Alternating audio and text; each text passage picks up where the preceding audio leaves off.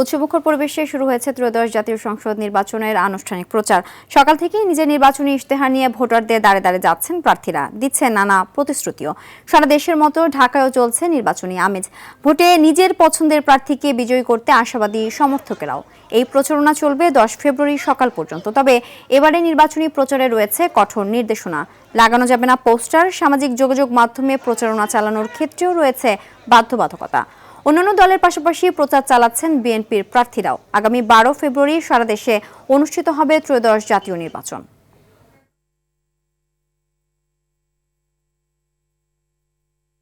আমাদের দায়িত্ব আগামী 12 ফেব্রুয়ারি একটা সুষ্ঠু, সঠিক, নিরপেক্ষ, গ্রহণযোগ্য নির্বাচন অনুষ্ঠান করা, যার মাধ্যমে একটা জনগণের সরকার প্রতিষ্ঠিত হবে।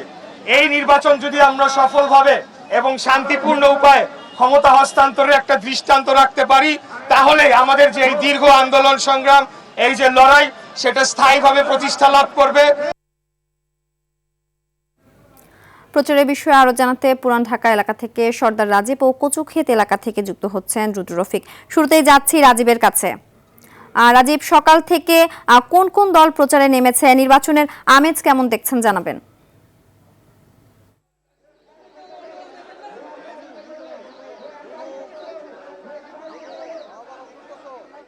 জি জি পুরান ঢাকায় লেগেছে নির্বাচনী হাওয়া। আমরা যদি একটু দেখাই, এই মুহূর্তে রাজধানীর পুরান ঢাকার ঢাকা 6 আসনে নির্বাচনী প্রচারণা চালাচ্ছেন বিএনপি মনোনীত ধানের শীষ প্রতীকের প্রার্থী ইশরাক হোসেন। তিনি এই মুহূর্তে বাংলা বাজার এলাকায় রয়েছেন। এর আগে তিনি বেলা 11টা থেকে নির্বাচনী কার্যক্রম শুরু করেন। তার আগে তিনি সংক্ষিপ্ত বক্তব্যে তিনি তার নির্বাচনী অঙ্গীকার তুলে ধরেন এবং তিনি বলেন যে তিনি যদি নির্বাচনে বিজয়ী হন তাহলে পুরান ঢাকার যে মৌলিক সমস্যা রয়েছে এবং নাগরিক সমস্যা রয়েছে, সেই নাগরিক সমস্যাগুলো তিনি দূরকরণের জন্য সব ধরনের কাজ করবেন। আপনারা জানেন যে পুরান ঢাকায় বেশ কিছু মৌলিক সমস্যা রয়েছে। এর মধ্যে রয়েছে রাস্তার সরুতা, রয়েছে ড্রেনেজ ব্যবস্থা, রয়েছে গ্যাস এবং ওয়াসার সংকট। এই সংকটগুলো সমাধানের জন্য ইশরাক হোসেন কাজ করবেন বলে আমাদের জানিয়েছেন। আমরা একটু ওনার মুখে আরেকটু শোনার চেষ্টা করব যে তিনি আসলেই কি। ভাই, আমরা একটু লাইভে রয়েছি, যদি একটু বলতেন আপনার নির্বাচনী একটু অঙ্গীকারটা যদি একটু বলতেন। আমাদের নির্বাচনী অঙ্গীকার যদি কম এক লাইনে বলতে চাই, তাহলে হচ্ছে যে বিচার, সংস্কার এবং গণতন্ত্রকে প্রাতিষ্ঠানিকভাবে স্থায়ীকরণ করার জন্য আমরা কাজ করে যাব। বাংলাদেশের এবং আমাদের এই নগরীর যে সকল সমস্যাগুলো রয়েছে, আমাদের এই বিশেষ করে পুরান ঢাকার এই অঞ্চলে অনেক সমস্যায় আমরা জর্জরিত, দীর্ঘদিন যাবৎ অবহেলিত একটা অঞ্চল। আমরা এই অঞ্চলের সমস্যাগুলো চিহ্নিত করেছি, সেগুলো নিরসনে আমরা কাজ করে যাব। তেমনিভাবে আগামী দিনে আমরা বিচার বিভাগকে সম্পূর্ণভাবে নিরপেক্ষভাবে পরিচালনা করব এবং বিগত দিনে যে গণহত্যা সংগঠিত হয়েছে তার সুষ্ঠু, সঠিক বিচার করা হবে এবং 17 বছরের গুম, খুন, অত্যাচার, নির্যাতনের বিচার করা হবে। পাশাপাশি আমরা বলছি যে আমরা দুর্নীতির বিরুদ্ধে জিরো টলারেন্স থাকবে এবং আমরা আইন শৃঙ্খলা সহ সার্বিকভাবে পরিস্থিতি উন্নয়নের জন্য কাজ করে যাবো। ধন্যবাদ। হ্যাঁ জি, আমরা কথা বলছিলাম জনতার মেয়র হিসেবে পরিচিত ইশরাক হোসেনের সাথে। তিনি যেটি বলছিলেন যে তিনি যদি নির্বাচনে বিজয়ী হতে পারেন তাহলে নাগরিকের অর্থাৎ নাগরিকের মৌলিক অধিকার সহ এই অঞ্চলের মানুষের জীবনমান উন্নয়নে কাজ করবেন। এছাড়াও তিনি কিন্তু ভোটারদের কাছে যাচ্ছেন এবং বিএনপির যে ইশতেহার রয়েছে, অর্থাৎ নির্বাচনী ইশতেহার রয়েছে, সেই নির্বাচনী ইশতেহারগুলো তুলে দিচ্ছেন।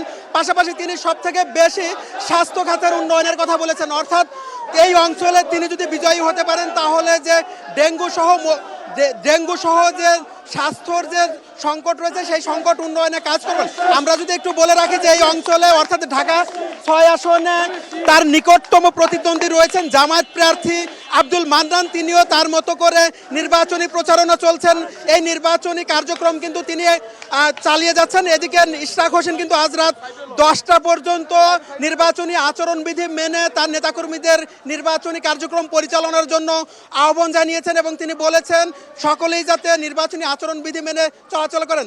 তো এই ছিল আমার কাছে সর্বশেষ। আমরা চলে যাব আমাদের আরেক সহকর্মী রুদ্র রফিকের কাছে। রফিক।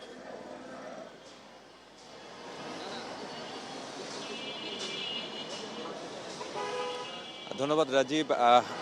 উত্তর ঢাকা দক্ষিণ সিটিতে আসলে যেভাবে প্রচারণা শুরু হয়েছে, উত্তর সিটির যে আসনগুলো রয়েছে সেখানেও কিন্তু ঠিক একইভাবে প্রচারণা শুরু হয়েছে। আমি রয়েছি এখন ঢাকার 17 আসনে। আপনি নিশ্চয়ই জানেন গুলশান, বনানী এবং ক্যান্টনমেন্ট থানার কিছু অংশ নিয়ে এই ঢাকা 17 আসন গঠিত। এই আসনে আসলে প্রতিদ্বন্দ্বিতা করছেন বিএনপির চেয়ারম্যান তারেক রহমান সহ মোট 11 জন প্রার্থী। এর মধ্যে রয়েছেন জামাতের প্রার্থী ডক্টর খালিদুজ্জামান, এছাড়াও রয়েছেন ইসলামী আন্দোলন বাংলাদেশ মনোনীত প্রার্থী মোহাম্মদুল্লাহ আনসারি সহ মোট 11 জন প্রার্থী ঢাকা 17 আসনের প্রতিদ্বন্দ্বিতা করছেন। সকাল থেকে আসলে প্রার্থীরা প্রচারণায় ব্যস্ত সময় পার করছেন। আমি একটু কথা বলতে চাই ইসলামী আন্দোলনের মনোনীত প্রার্থীর সঙ্গে। একটু বলবেন, আজকে তো প্রথম দিন প্রচারণা শুরু করেছেন, কেমন লাগছে, প্রত্যাশা কি করছেন, সব মিলিয়ে যদি একটু বলতেন। আলহামদুলিল্লাহ, আমাদের কাছে প্রচারণায় খুব উল্লাস মনে সকলেই প্রচারণা শুরু করছে। আমাদের পুরো আসনে প্রত্যেকটি জায়গায় সব জায়গায় প্রচারণা চলছে এবং ভালো লাগতেছে এবং কোনো সমস্যার এখনও সৃষ্টি হয় নাই।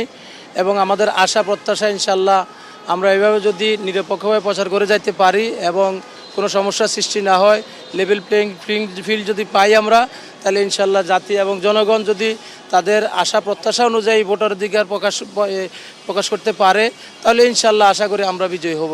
সে আশা আছে ইনশাল্লাহ।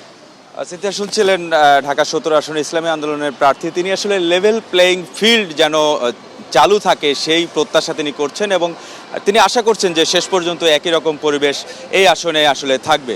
তো সিনথিয়া, ঢাকা 17 আসন থেকে এই ছিল আমার কাছে নির্বাচন প্রচারণার সবশেষ তথ্য। দুজনকে ধন্যবাদ।